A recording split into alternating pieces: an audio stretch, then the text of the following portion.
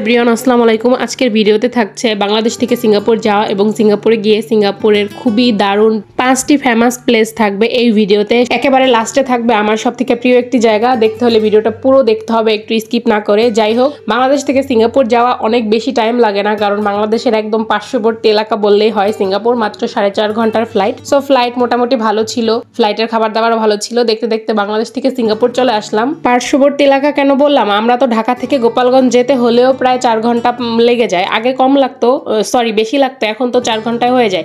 আগে তো অনেকটা বেশি লাগতো। সো সেই হিসাবে একদম পার্শ্ববর্তী না। সিঙ্গাপুর নেমে আপনি দারুণ একটা সুবিধা পাবেন, সেটা হচ্ছে এখানে সারা রাতই ট্যাক্সি চলে, পুরো সারা রাত, হোল রাত, মানে একই প্রাইসে ট্যাক্সি চলে, মানে দিনে যেরকম রাতেও সেরকম। তাই আপনার ফ্লাইট যত রাত্রেই হোক কোনো টেনশন নেওয়ার কিছু নাই, কারণ সারা রাতই ট্যাক্সি চলে। আমরা প্রথমে গিয়েছিলাম মেরিনা বে। এই জায়গাটাকে চিনে না আমার মনে হয় এমন লোক বাংলাদেশে বা এদেশে কোথাও নেই। মেরিনা বে সিঙ্গাপুরের বিখ্যাত একটি জায়গা। এখানের এই আকাশ ছোঁয়া স্থাপত্য দেখে একদম চোখ জুড়িয়ে যায়, এবং এই আকাশ ছোঁয়া ও স্থাপত্যের উপরে যে ইনফিনিটি পুল আছে বিশাল বড়, যেটা থেকে চারপাশে তাকালে দেখে মনে হয় আমরা মেঘের উপর ভেসে বেড়াচ্ছি। এবং এইটার সৌন্দর্য পুরোপুরি উপভোগ করতে হলে আমাদের হাতে কমপক্ষে 4 থেকে 5 দিন সময় নিয়ে যেতে হবে, তাতেও পুরোপুরি কমপ্লিট করা সম্ভব না। এবং এমন একটি জায়গা এই মেরিনা বে, যেটা থেকে পুরো সিঙ্গাপুর শহরটাকে একদম সুন্দরভাবে দেখা যায়। এখানে আকাশ ছোঁয়া স্থাপত্য এবং চারপাশের পরিবেশ, ফুল গাছ, সামনের এই ছোট্ট সমুদ্র বা নদী বা পুল যাই বলেন, সবকিছু মিলিয়ে একটা অসাধারণ মনোরম পরিবেশ, যেখানে আপনি চাইলে অনেক মানুষের ভিড়েও থাকতে পারবেন, এবং যদি ইচ্ছে করেন যে আলাদাভাবে নিজের মতো করে সময় কাটাবেন সেটাও সম্ভব। তার জন্য সুন্দর প্লেস এবং জায়গা আছে, এবং আপনি যদি চান সবার মধ্যে থাকতে, তার জন্য একটা জায়গা আছে। সবাই ওখানে খুব ভিড় করে, মজা করে, আনন্দ করে। সো মানে এখানে এমন একটা জায়গা, মানে একটার মধ্যে অনেক কিছু, সব মিলে জায়গাটা ভীষণ ভীষণ সুন্দর। এবং এরপর আসি রাতের ম্যারিনাতে। রাতের ম্যারিনা হলে তো কোনো কথাই নেই, চারদিকে ঝলমল আলো, লাল নীল আলো, এবং এই যে ছোট একটা পুল এবং সাথে আকাশ ছোঁয়া স্থাপত্য, সব মিলে এমন একটা পরিবেশ যেটা দেখলে চোখ এবং মন দুটোই জুড়িয়ে যায়। একদম দারুণ একটা ভিউ, মাশাআল্লাহ, ভীষণ ভীষণ সুন্দর লাগে এই জায়গাটা। এবং সিঙ্গাপুরের এই ম্যারিনাতে এই যে সিংহটা, এটা আমি জানি না, এদের একটা প্রতীক। এখানে আমি বেশিরভাগ যে কোনো জায়গায় গেলে এই প্রতীকটা আমি দেখতে পাই অনেক কিছুতে। আর আমি একটা জিনিস খেয়াল করেছি, মার্কেটে বা অন্য কোথাও এই যে সিংহটা, এটাকে ঘিরে মানে অনেক কিছু তৈরি করা হয়, এবং বাইরে থেকে যারা টুরিস্ট আসে তারা কিন্তু কিছু নিয়ে যেতে চাইলে এটাই নিয়ে যায়। আমি দেখেছি বেশিরভাগ এই ধরনেরই জিনিস নিয়ে যায়। এই রাতের ঝলমলে ম্যারিনা এবং সাথে যদি হয় এরকম ওয়াটার শো, তাহলে তো কোনো কথাই নেই। মানে সব মিলে জায়গাটা অসাধারণ। এবং এই যে একটা ওয়াটার শো হয় রাত 8টা এবং 9টাতে, এই শোটা আপনারা যদি কেউ মেরিনাতে আসেন অবশ্যই শোটা দেখে যাবেন, শোটা কেউ মিস করে যাবেন না। 15-20 মিনিটের একটা শো হয়, ভীষণ ভীষণ ভীষণ সুন্দর। তাই এই শোটা একদমই মিস করা চলবে না। আমি এই ওয়াটার শো এর আলাদা একটা ভিডিও আনবো, আপনারা দেখবেন, ভীষণ ভালো লাগবে সত্যি। এবার আসছি প্লেস নাম্বার 2-তে, সেটা হচ্ছে সিঙ্গাপুরের বোটানিক্যাল গার্ডেন। এমন একটা জায়গা, বিশ্বাস করবেন, আমি একদম এখানে যাওয়ার পরে চোখ জুড়িয়ে যাওয়ার মতো অবস্থা। বিদেশের মাটিতেও এত সুন্দর একটা মনোরম পরিবেশ থাকতে পারে, এটা আসলে এখানে না গেলে বুঝতে পারতাম না। চারোদিকে গাছপালা, পাখির ডাক, ঝর্ণার পানির আওয়াজ এবং ফুল ফল, চারোদিকে এত সুন্দর পরিবেশ। এমনকি বাংলাদেশের মোরগ মুরগিও ওখানে আছে, ছোট ছোট মুরগি বাচ্চা নিয়ে ঘোরাঘুরি করছে। যেই দিকে দু চোখ যাচ্ছে সেই দিকে শুধু সবুজ আর সবুজ। এবং এখানে অনেক প্রকার পাখি, পশু, কচ্ছপও আছে, আরো বিভিন্ন জিনিস, মানে পশু পাখি আছে। খুবই খুবই দারুণ একটি জায়গা। আপনারা সিঙ্গাপুর আসলে অবশ্যই এই জায়গাটা অবশ্যই ভিজিট করবেন, খুবই সুন্দর একটি জায়গা। এবং আমি দেখেছি এখানে বেশি হচ্ছে ট্যুরিস্ট। আমরা হচ্ছে দুপুরবেলা গিয়েছিলাম, এই জন্য লোক খুব কম লাগছে, বাট এখানে বেশিরভাগ ট্যুরিস্ট আসে। এবার চলে আসছে হচ্ছে প্লেস নাম্বার 3-তে, এটা হচ্ছে কেলাং পার্ক। এটা হচ্ছে হলিডে কাটানোর একটা বেস্ট জায়গা। মানে সিঙ্গাপুরে যারাই থাকে, বাংলাদেশি হোক বা অন্য দেশের বা সিঙ্গাপুরের, সবাই হলিডেতে এই জায়গাটাতেই বেশি যায়। চারোদিকে একদম মনোরম পরিবেশ, সবাই সবার মতো সময় কাটায় এবং এনজয় করে। খুবই দারুণ একটি জায়গা। হলিডে আসলে মনে হয় এই জায়গাটা নতুন রূপে সাজে। এমনি অন্যদিন যেরকম থাকে তার থেকে পুরোই আলাদা, কারণ চারপাশে প্রচুর মানুষ, সবাই সবার মতো খেলাধুলা, খাওয়া দাওয়া, আড্ডা, পিকনিক, সবকিছু, নাচ গান, ওখানে সবকিছুই হচ্ছে। দেখে ভীষণ ভীষণ ভালো লাগে। মানে একদম ফাঁকা জায়গা, সামনে হচ্ছে বড় একটা পুল, নদী। সবচেয়ে মেইন পয়েন্ট এটাই যে সবাই এখানকার সিঙ্গাপুরের সবাই হলিডেটা এখানেই কাটে। এটাকে হলিডে পার্ক দিলে মনে হয় সবচেয়ে ভালো হইতো। এবারে আমরা চলে আসছি সিঙ্গাপুরের আরেকটি বিখ্যাত জায়গা, সেটা হচ্ছে সন্তোষা আইল্যান্ড। এটা হচ্ছে খুব দারুণ একটি প্লেস, খুবই দারুণ। ম্যারিনার মতো আরেকটি বিখ্যাত জায়গা সেটা, মানে এখানেও মনে হয় 5 থেকে 6 দিন ঘোরার টাইম লাগবে, এরকম একটা অবস্থা। 3টা স্টপ থাকে, 3টে স্টপই ভীষণ ভীষণ ভীষণ সুন্দর। আমি তো এটা হচ্ছে মানে এন্ট্রির আগে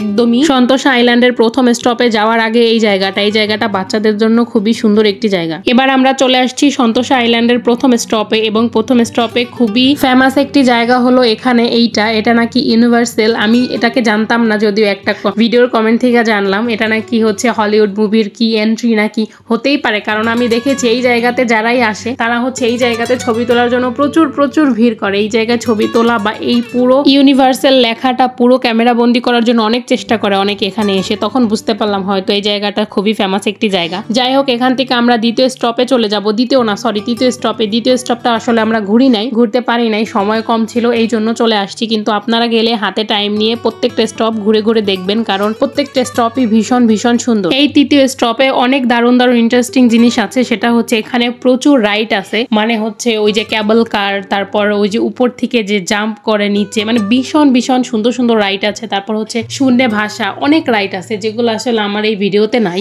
তারপরেও বলছি, এখানে যদি আপনারা এইসব ব্যাপারে মানে এক্সপিরিয়েন্স নিতে চান বা করতে চান তাহলে এই 3 নম্বর স্টপে চলে আসবেন সোজা। এখানে খুব দারুণ রাইড আছে, যদিও যাদের বেশি সাহস তারাই আসবেন। এখানে অনেক রাইড আছে যেগুলোতে খুবই ভয় লাগে। তারপর সবচেয়ে আরো একটা ইন্টারেস্টিং জিনিস হচ্ছে এই 3 নম্বর স্টপে, সেটা হচ্ছে পালোয়ান বিচ। এই বিচটা বিশাল বড়, এই বিচের আলাদা একটা ভিডিও আসবে, কারণ এই ভিডিওতে বিচের ভিডিও দেওয়া সম্ভব না। এই বিচে অনেক সুন্দর প্লেস আছে, জায়গা আছে, অনেক সুন্দর জিনিস আছে, যেগুলো আমি অন্য একটা ভিডিও আলাদা করে আনবো। আর একটা খুব জরুরি কথা আমি বলতে ভুলে গেছি, সেটা হচ্ছে আপনারা সিঙ্গাপুর এসে যদি অ্যাকুরিয়াম দেখতে চান, মানে সিঙ্গাপুরের অ্যাকুরিয়ামটা দেখতে চান, তাহলে আপনারা হচ্ছে এই সন্তোষা আইল্যান্ডের প্রথম স্টপে নেমে ওই যেখানে ইউনিভার্সালটা ছিল ওইখান থেকে 2-3 স্টেপ সামনে এগিয়েই ওখানে হচ্ছে টিকিট দেওয়া হয়। আমি বলতেছি কারণ হচ্ছে আমি যখন আগের বার আসছিলাম আমরা প্রচুর ঘাটাঘাটনি করছি এই অ্যাকুরিয়ামটা খোঁজার জন্য, তাই আমার ভিডিও দেখে যদি কারো হেল্প হয় ওইখানে অ্যাকুরিয়ামটা আছে। যাই হোক, তারপর ওখান থেকে আমরা চলে আসছি অন্য একটা জায়গায়। এই জায়গাটা হচ্ছে এই সন্তোষা আইল্যান্ডে নতুন করেছে, নতুন বলতে 2 বছর হয়ে গেল প্রায়। যারা 2 বছর আগে সিঙ্গাপুর ভিজিট করছেন তারা হয়তো এই জায়গাটা মিস করছেন, এবার আসলে অবশ্যই দেখে যাবেন, একদমই মিস করবেন না। খুবই সুন্দর একটি জায়গা। জায়গাটার একটা নামও দিয়েছে, নামটা আমার একদমই মনে নাই, মানে চারোদিক থেকে লাইটিং করে, এবং এই জায়গাটাতে